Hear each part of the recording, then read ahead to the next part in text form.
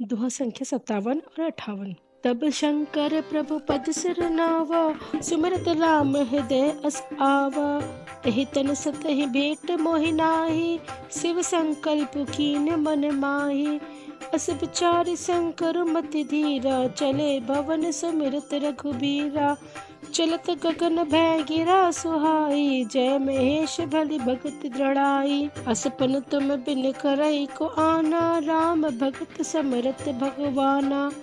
सुनि नभ गिरा सती और सोचा, पूछा से वही समेत सकोचा। कीन कवन पन कहु कृपाला, सत्य धाम प्रभु दीन दयाला।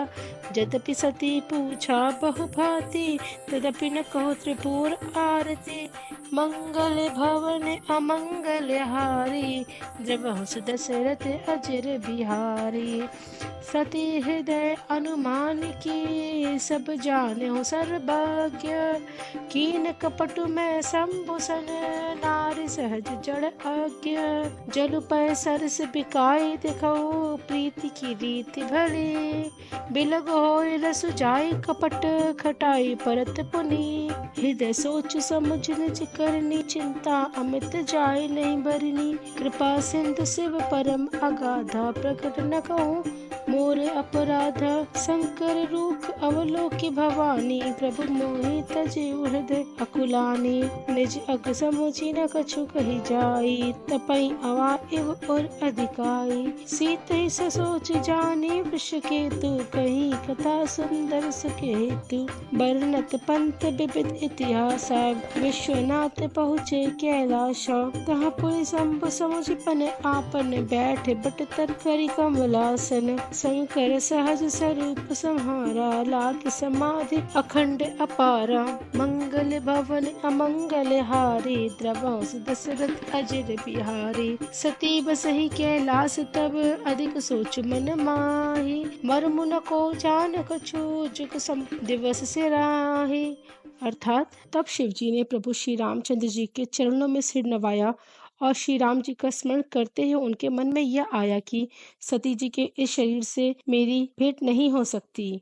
और शिव जी ने अपने मन में यह संकल्प कर लिया। स्थिर बुद्धि शंकर जी ऐसा विचार कर श्री रघुनाथ जी का स्मरण करते हुए अपने घर कैलाश को चले। चलते समय सुंदर आकाशवाणी हुई कि हे महेश, आपकी जय हो। आपने भक्ति की अच्छी दृढ़ता की। आपको छोड़कर दूसरा कौन ऐसी प्रतिज्ञा कर सकता है। आप श्री रामचंद्र जी के भक्त हैं, समर्थ हैं और भगवान हैं। इस आकाशवाणी को सुनकर सती जी के मन में चिंता हुई और उन्होंने सकुचाते हुए शिव जी से पूछा, हे कृपालु, कहिए आपने कौन सी प्रतिज्ञा की है। हे प्रभु, आप सत्य के धाम और दीन दयालु हैं। यद्यपि सती जी ने बहुत प्रकार से पूछा, परंतु त्रिपुरारी शिव जी ने कुछ न कहा। सती जी ने हृदय में अनुमान किया कि सर्वज्ञ शिव जी सब जान गए हैं। मैंने शिव जी से कपट किया। स्त्री स्वभाव से ही मूर्ख और बेसमझ होती है। प्रीति की सुंदर रीति देखिए कि जल भी दूध के साथ मिलकर दूध के समान भाव बिकता है, परंतु फिर कपट रूपी खटाई पड़ते ही पानी अलग हो जाता है और स्वाद जाता रहता है।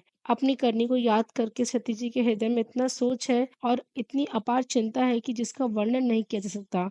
उन्होंने समझ लिया कि शिवजी कृपा के परम अथाह सागर हैं। इससे प्रकट में उन्होंने मेरा अपराध नहीं कहा। शिवजी का रुख देखकर सती जी ने जान लिया कि स्वामी ने मेरा त्याग कर दिया है और वे हृदय में व्याकुल हो उठी। अपना पाप समझकर कुछ कहते नहीं बना, परंतु हृदय भीतर ही भीतर कुम्हार के आवे के समान अत्यंत जलने लगा। वृषकेतु शिव जी ने सती को चिंता युक्त जानकर उन्हें सुख देने के लिए सुंदर कथाएं कही।